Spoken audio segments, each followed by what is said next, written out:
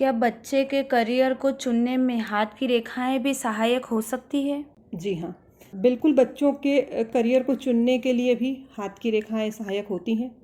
विशेष रूप से पेरेंट्स इस बात से बहुत परेशान होते हैं कि उन्हें बच्चों को क्या सब्जेक्ट दिलवाएं। बच्चे का मन जो होता है वो क्या होता है, जब कॉलेज 12th जब कंप्लीट करते हैं या 10th के बाद बच्चों के जब सब्जेक्ट चुनने की बात आती है तो बच्चों के अंदर एक उत्साह भी रहता है और वो उन्हें जो कोई भी अपनी अपनी तरीके से, किसी बच्चे को डॉक्टर बनने का मन है, किसी को इंजीनियर बनना है, किसी को कुछ बनना है, तो वो जब सब बात आपस में जब करते हैं तो बच्चे के अंदर वो योग्यता है या नहीं है वो सेकंड नंबर की बात है, लेकिन बच्चे उससे प्रभावित होते हैं। किसी के मन में बैठ गया मुझे गवर्नमेंट जॉब ही करना है, किसी के मन में बैठ गया मुझे डॉक्टर ही बनना है, क्योंकि उन्होंने बच्चों का सुना है या जो भी आकर्षित करने वाली बातें सुनी हैं और उसके आधार पे वो लोग निर्णय ले लेते हैं। लेकिन वास्तविकता में उसके अंदर योग्यता है कि नहीं है, ये हम हाथ के माध्यम से देख सकते हैं। उसमें देखने के लिए हमें चंद्र पर्वत, मंगल और केतु चंद्र और मंगल के आधार पे इसको देखा जाता है। भाग्य रेखा अगर केतु से निकल के आगे बढ़ रही है और अंगूठा अगर मजबूत है तब हमें MBA प्लान करना चाहिए। और अगर चंद्र से निकलकर अगर भाग्य रेखा आगे बढ़ रही है और अंगूठा अगर मजबूत है तो हम, और उंगलियां भी अगर लंबाई में अच्छी दिखाई देती हैं, एक व्यवस्थित शेप हाथ का दिखाई देता है, तो फिर ऐसे में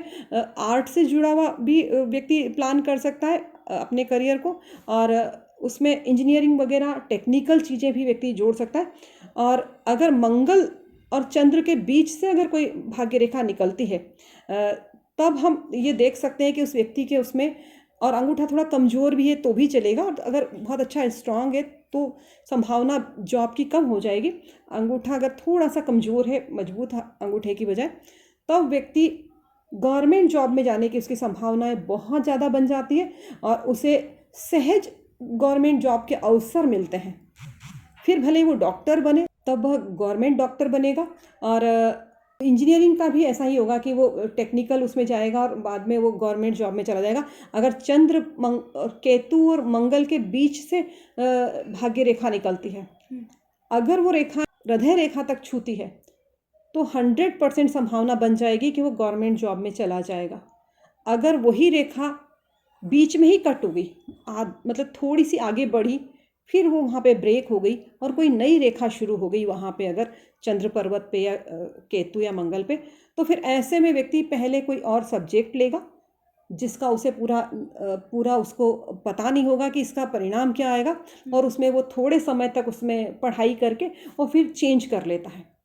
अगर वही भाग्य रेखा बीच में राहु के स्थान तक अगर पहुंच जाती है, यानी कि मस्तिष्क रेखा तक पहुंच जाती है, और फिर वो रेखा धूमिल हो जाती है और कोई नई रेखा फिर शुरू हो जाती है, या मस्तिष्क रेखा के ऊपर से 2-3 रेखाएं शुरू हो जाती है वहाँ तक पहुँच के, मस्तिष्क रेखा तक पहुँच के, तब फिर उसमें उसके बिजनेस की संभावना साथ में जुड़ जाएगी। वह उसके गवर्नमेंट के जॉब होने के बावजूद भी वो गवर्नमेंट जॉब नहीं करके, थोड़े समय गवर्नमेंट जॉब करके और उसे वीआरएस ले लेगा, और फिर वो जॉब को पूरी नहीं करके और बीच में ही चेंज कर लेगा अपने आप में।